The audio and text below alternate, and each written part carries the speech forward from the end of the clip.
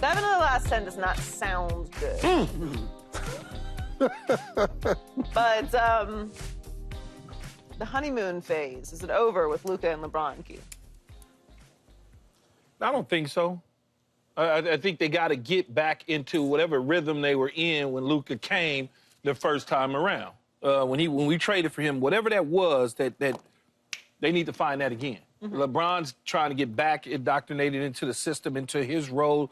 The team, it seems like that they're trying to do the same thing to understand he's back on the floor with them. But I'm not about to go into this panic that Paul and Rick would hope I would go into about this team, because I think in the end, playoff basketball, as Paul would tell you and Rick would tell you, things slow down a little bit different. You're not doing back-to-backs. Yeah, there's a travel day in there and things of that nature. So you get a chance to kind of refocus and reshift your gears. And I don't think that they're going to fall out of the playoffs and into the play-in this situation. So there's no honeymoon phase to be over.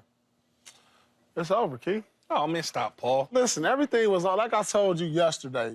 The trade initially happens, it's excitement. Everybody's optimistic. We win 9 games in a row. Then you go and lose 4 games. Then you come home and you win, what, 3 games in a row or 4? Yeah, we won 3 lollipops. And then you lose 3 games. It's just showing me the inconsistency right now, and it's not at the right time, because when I look at the schedule, it's getting brutal. You already lost to Chicago at home, which is like a cardinal rule. When you're in the NBA, before you go out on a long road trip, you want to get that last game at home. And so that's discouraging when you lose to Chicago the way you lose to Chicago. And then you look ahead, you got Indiana coming up, which is a team that's, you don't want to play this late in the season. Teams that like to get up and down. And see, this is what the Lakers have problems with, these guards that can get into the lane and play fast. And like you said, yeah, the game will slow down a little bit in the playoffs, which is to the advantage of the Lakers. But as far as the regular season, they just got to be able to maintain a top 6 seed. You know, they might struggle down the stretch because of their schedule, but they want to just make sure they stay in the top 6 and get in the playoffs healthy, and I think they'll be fine. Yeah, it's over. And it was, as Paul said, I was watching Paul's face while Keyshawn was saying there's no problem. But what's over, Paul looked like he was Rick? eating lemons, man. But what's over? You said it's over. What's over? The euphoria that was initially there when Luka got there, and the we don't miss AD phase is also over. Because defensively, they have not been the same team over these last 10 games. And one of the reasons that they were so good is because the ball was popping. Luka and LeBron were trading off who's going to make more plays. And then when LeBron went out, it became the Luka show. And I saw a Luka and a show that was very similar to Dallas. Yeah, that's a good point, Rick. And Dallas, that's what it's looking like. There was a lot of grumbling in Dallas. We love Luka. He takes us places we couldn't go without him. Yeah. But damn, it's hard to play with him because the ball sticks and we don't know when we're going to touch it. And now all we're doing is playing defense.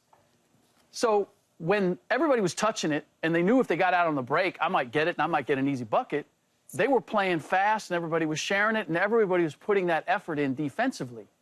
You don't see that now.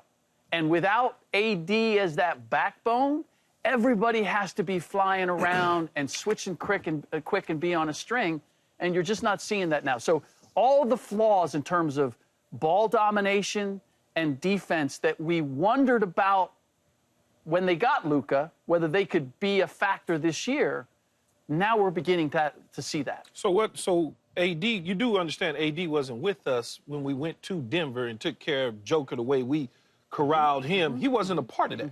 So they were playing good defense at that point in time. Absolutely. The fact that LeBron was missing for a short period of time and Luka, along with Austin Reeves, basically was handling the offensive side of things. Yeah. He's just getting back. Yeah. He's just getting back. We got about 10 games to go. Okay, but can you put Luka back in that bottle? I want to show you. Do we have the full screen? Pull it up. I want you to see the numbers of Luka. Pull up whatever he's asking for. These are numbers before LeBron got hurt and after LeBron got hurt. It became more Luka-centric in terms of shots and usage. That's okay. Okay, but now you're bringing him back. Is Luka going to step back? Because there's no reason that he couldn't have still shared the ball when LeBron was out and gotten everybody involved. But LeBron wasn't the only one out. We keep saying LeBron. Rui was out. Jackson was out some. That only creates more problems. They've been back a few games, though. No, understand that, but we had multiple players out over the course that LeBron was out. It wasn't just like LeBron was the only one out. Okay, so what's your point, though? My whole point is because they're all back and you're still losing. They all been back for 2 games. You act like, again, we act like the ceiling is falling when the Lakers lose 2 games.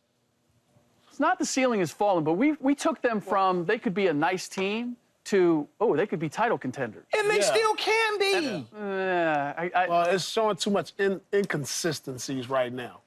They just got back everybody, Paul. But I get it. I get it. But you still have Luka Doncic. Did you see the Luka Doncic that carried that Washington, that Dallas team to the finals? Yeah.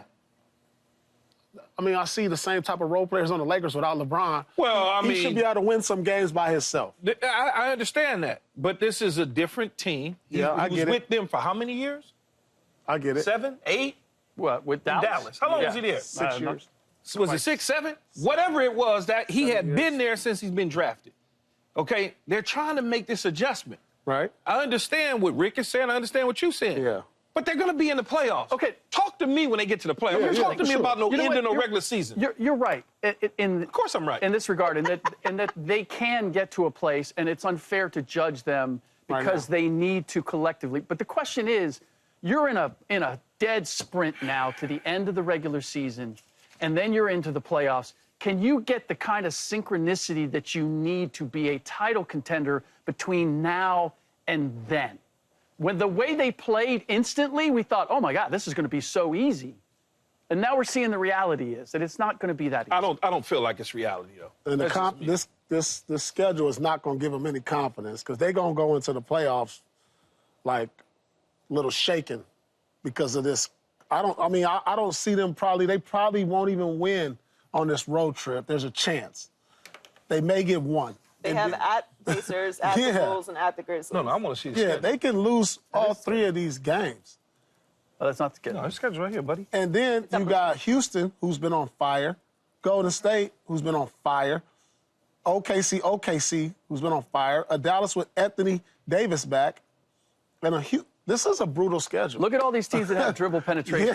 Yeah. That's the one. First of all, they have. OKC already clinched. They're the number 1 seed. You know, you're stealing this from what I said yesterday, that they're just going to lay down because they were already there. Of course I'm taking it. You know what? Unless they if they don't play even if they don't play Shea, they can beat the Lakers. Unless they worried about what's happening in the East and they want they want home court throughout the whole playoffs. Unless they're worried about that. They're 2 games up on Cleveland. So they're going to play. And you still want to maintain some kind of rhythm. Yeah. I'm not listening to y'all. Man, y'all poison. Move along. Move the show along, Joy. These dudes. I mean, every Lakers loss is going to be overly examined at this point. That was what was going to happen once the Luka trade went down. They were going to get a spotlight on them, which is the point, and the expectations changed, which is the point. And then LeBron was out, which obviously you could look at that as a positive in some ways, that he's going to get some rest as an older player going into the postseason. But the cost of it is that you're not going to necessarily be in rhythm. I see it as long as they get to the postseason healthy and they're playing better basketball towards the end of the year in the last few games, and they don't slip into the play-in. Then none of this really matters. Like, yes, you can go on a bad stretch here. Yeah. Don't fall into the play-in and get to the postseason healthy. If the last few games you're starting to look like you have a rhythm, that works for me. He is right. Luka did drag that team to the finals. But he had familiarity there. Yes. He's not been with the Lakers long enough for it to necessarily be his show. Yeah. Now, Appreciate you. he is one of the top players in the world. You would like for him to be able to step up and get one of these wins on his own without LeBron, but that didn't happen. And now you're in the situation where you have to adjust to it. But these things don't happen. They got 3 wins without LeBron. Yes, but you're in the situation now where it feels a bit desperate, and we're already examining it. And if he would have been able to step up in that way a little bit more, then we wouldn't be talking about this right now. You have 3 people that are just speaking logic to you right you're now, not speaking and you logic, keep trying to figure out a way. How do I get out of this? No, you speaking the Laker hate just like Paul. No, I will tell you this. I will tell you this, though, Key. And like I said, if they don't fall into the play, I will look at it like this on the positive side for the Lakers. When I look at the playoff picture, I mean, in a 7-game series, do I got the Lakers beating the Grizzlies? I probably so. Okay. Like, I wouldn't bet against the Lakers. If the Lakers ended up with, like, the Rockets, I probably wouldn't bet against the Lakers either. Yep. And the Thunder, shoot, that, it's a big stage for the Thunder.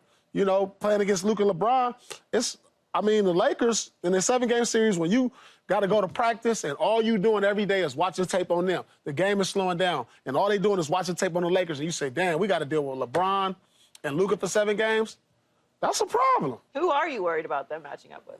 The only team I would be worried about the Lakers matching up would probably be Denver, because of their past. Yeah, the Lakers went in there and handled them pretty easily in Denver that one time, but that doesn't tell the tale. I think the playoffs will show a different side of Denver this year. Are the Lakers' issues more on J.J. Redick or Luka and LeBron? No, I like the fact that Luka went on the podium and said it's on him and Bron, because as leaders, they're taking accountability. And that's what you want from your stars. They know they have to be better on the defensive end. They've been struggling on that end. They know they can get theirs whenever they want on offense. So it's good when your leaders go up there and show, like, hey, it's on us. Take it to the locker room, like, look, we got to be better guys. We got 3 more games on this road trip. We got to figure out how to do it and go from there. So I like that. I like that he said that. The coaches can only do so much at this stage of the season as far as X's and O's and substitution patterns. And so at this point, it's on your leaders to help carry to some of these wins. I feel the same way as Paul. I think the leadership of LeBron, and especially Luka speaking up right there, says a lot. He recognizes that in the first half, he's talking, and it wears down in the second half. It doesn't communicate nearly as well. But he also understands at the same time that LeBron is a piece of it, too. And LeBron's got to, coming back off this injury, he's got to come up, step up to the plate. But there's some portion of it, and understand what Paul is saying about the coaching. Rotation-wise, though, you got to get your rotation set and understand who you want to play, when you want to play them, at what part of the game you want to put them in, and all those things. And it's only, I'm giving J.J. Redick 25%. 75% goes to those guys. He's a rookie coach. He's already, in my eyes, he's already overachieved. No, I understand. I understand he's a rookie coach. You know what I'm saying? I understand he's a rookie coach, but we didn't hire him to be a rookie coach. That's why we put veteran coaches around him, so if there's any issues that come up, he can always turn around and say, hey, man, what should I be doing right here? Or tell me what we should be doing right here. Did I do the wrong thing? Those sort of things. So it's a little bit of both for me, but mainly Luka and LeBron, because they are the leaders of the team. That sounds good in terms of, like, JJ should figure it out, and he's got Nate McMillan and Scotty Brooks and veterans. So why are they there? What coach among those 3 or any coach has ever had to assimilate a player like LeBron James, and then midway through the season, I'm going to give you Luka Doncic, and you figure this out so we can be title contenders? I know it sounds great. It sounds like a great problem to have, and it is, but it still comes down to, how do I maximize the ability of these 2 guys, which we said from the very beginning is they're both ball-dominant guys who are used to having the system run for them. Now, how do you find a system and a way of playing that's going to take advantage of both of them with a group around them with, let's be honest, Rick, isn't that great? Rick, we won 9 of his first 11 games with us. So clearly, JJ and Brooks, along with McMillan, figured out, and whoever else is on the staff, how to assemble where the ball doesn't stick to one of those guys. Okay, but the honeymoon phase that we were just talking about? Yes, no honeymoon phase. And that was a lot of LeBron and Luka. The dates at first was fun. Now 100%. we bored. Now we just looking at her. Y'all just sitting on the couch. No. Now y'all bored sitting on the couch watching the same shows every day. Nothing to talk about. Going to order Wingstop. You got to figure out that. You got to find that spark. You got to find that spark That's right. again. Who's taking the garbage out? All those menial things. Yeah. Come on, man. We have Y'all to discuss tripping. who's taking the garbage out? No. What's that? We have to discuss who's taking the garbage out? We got who's doing the laundry? Who's taking the garbage out? Who's walking the dogs? Joy, I'm in it. You want me to give the list? Joy, like, nah. I'm taking the garbage out. What'd you say? I'm doing everything. I mean, you have to put a little bit on JJ. He is the coach, but I think overwhelmingly it's on the players, particularly, Luka and LeBron are not young players. They have been in pressure situations before. This is a new chapter for everybody. This is a lot of adjusting to do. And then LeBron was out. So whatever momentum you had from when he showed up went away. And now it's almost like this is the beginning of it. Yeah. Like that honeymoon phase was great and they made it work and they were figuring things out. And then you LeBron has this stretch where he's gone. Now, this to me really feels like the start of trying to decide what the rotations are going to be, how they're going to play, what's going to work, and what their identity is going to be. Paul, how did it work in Boston when you stole KG from Minnesota? We stole KG. You orchestrated that. How did it work? How long did it take y'all to really get going? I know y'all had training camp versus mid-season trade, but how long did it take y'all to really become the big three? Man, to be honest with you, it right out the gate. Right out the gate. Because, I mean, I think we started like 9-1 to come out the gate. But the thing is, we had constant communication. This is like on the fly with them. Yeah. You know, when the trade happened, man, I promise you, we was on the phone just talking every day, me, Kevin, and Ray. Like, man, we're going to get to Boston early. You know, where y'all at right now? Let's talk about this, that. You know, all we want to do is win. You know, we don't care about nothing else. Then we got to Boston early. First day of pickup game. Usually when teams, this is crazy, because usually when teams go to training camp early, like we got there a month before training camp to Boston. So we like, all right, we're going to play pickup. We got a lot of the players there. We was like, all right. I was like, all right, usually you mix the teams up, like make it even.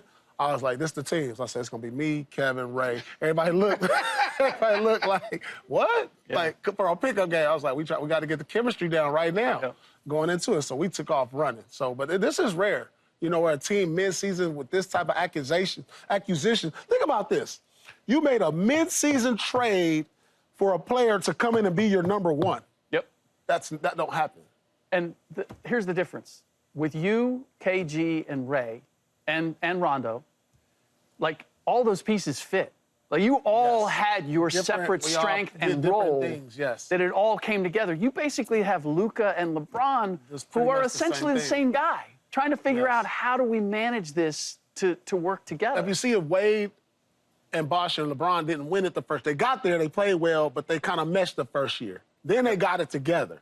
You know, so it don't always happen like that the first year. And most often it doesn't. Most often it doesn't. I mean, but, you know, we're a different type of situation. I think we were older at this point in our careers, like, we didn't care about nothing else but winning a championship. We wasn't trying to, like, win no MVPs or do all that other stuff or get a contract or none of that. Season. Yeah. So, speaking of the Celtics, Boston was able to get a 113-95 win over the Kings, but Jayson Tatum went down with an ankle injury in the third. Reports are that Tatum avoided any serious damage to the ankle, but it's the same one he had injured previously and will need to be cautious moving forward. Yeah. All right, keep it real, Paul. Yeah. Are you concerned about the Celtics following Tatum's injury? No, I don't think, because it looked like I saw him on the bench. He was kind of laughing and giggling. Usually you go to the back or whatever. This is the thing. The Celtics have more room for error than any other team in the NBA. I mean, if you watch throughout the course of the season, when Brown and Tatum have sat, they've still been able to find ways to win games. I looked it up. They're 5-1 without Tatum this year. They're 12-3 without Brown this year. As long as I even believe that the Celtics can win a first-round playoff game without Tatum.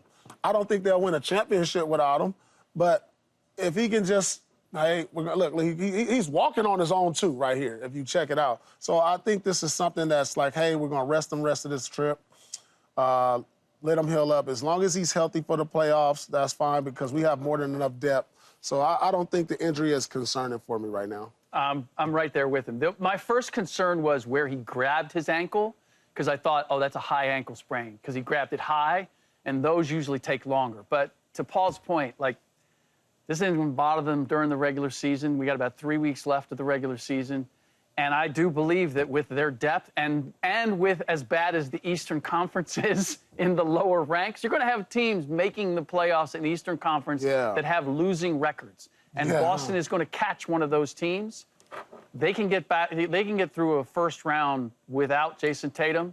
That means he's got 4 to 5 weeks to come back and be himself. Yeah, I'm not concerned with this situation with him at all. Basketball players, they roll their ankles like people roll dice. It's every single day. Every time you look up somebody rolling their ankle, playing the NBA, and coming right back 2-3 days later. Not roll dice every single day. Well, not you, baskall players. They roll dice every single day. Got you. Paul knew exactly what I was saying. Playing in the bus, in the restaurants we did. All the time. That's just in the hotel rooms, a whole deal. So, no, I'm not worried about it. Look, do I think they still could win a championship? It'll be, first of all, he's not out. Right. So let's not make it sound like he's serious. Yeah, like he's not going to be there in the finals or nothing like that. Yeah. But I think they get out of the first round, no question about it, with or without him. And even if he was hampered to some degree, it's going to be tight toward the end anyway if they see Cleveland, where it's going to wind up going down to 6 or 7 games. No matter, Cleveland, Milwaukee doesn't make me go, ooh, neither does the Knicks. Cleveland does? But Cleveland always gives them problems, though. Right. That's the problem. Yeah. That's what I'm saying, No, 6 or 7. Okay. I just want to make sure you were on the right side of that Cleveland argument. Yeah, I'm looking out for you, Keith. What you say, Paul? Cleveland, this is for you. They've been showing some chinks in the armor lately, Cleveland They won Cavaliers. 16 in a row, Paul. Come on. Yeah, but then follow that by a 3 or 4 game losing streak. Like, that doesn't happen. So they just showing me, I don't know if they're getting complacent and they haven't beaten a Celtic completely healthy team this year either.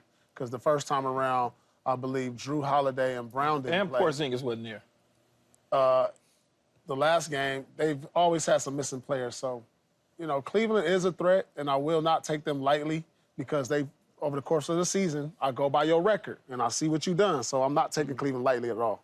It'll be an interesting series. I'm not super concerned. Obviously, that's their star. I don't think they win a championship if he was to be out, and you don't want to have injuries that can linger right at the end of the season. Yeah. But, they're in a good position that if he does need some rest to recover, if it's more serious than they're making it out to be, that he'll have some time before they need him to step up.